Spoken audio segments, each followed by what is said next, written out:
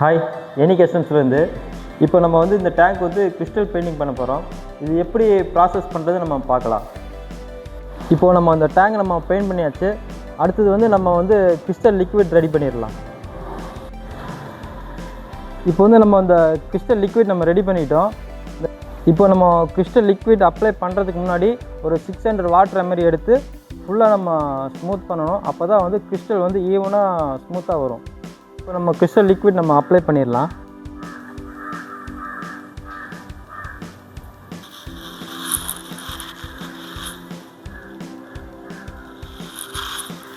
இப்போது நம்ம liquid apply பண்ணியாச்சு.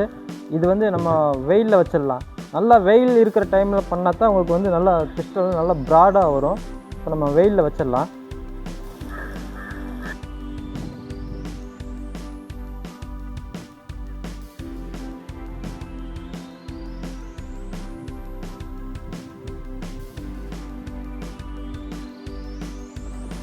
இப்போ நம்ம கிறிஸ்டல் பண்ணியாச்சு.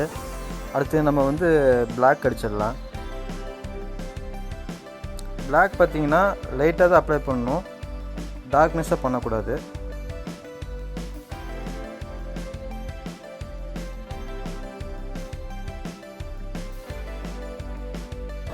இப்போது நம்ம பிளாக் அடித்தது வந்து நம்ம சாண்டிங் பண்ணிடலாம். இது வந்து சும்மா லைட்டாக தான் சாண்டிங் பண்ணணும், ப்ரெஸ் பண்ணி பண்ணக்கூடாது. இப்போ நம்ம சாண்டிங் பண்ணிடலாம்.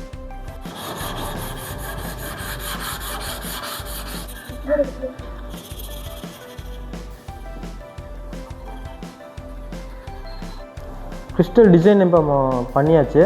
அடுத்தது வந்து நம்ம கிளியர் கோட் அப்ளை பண்ணிடலாம்.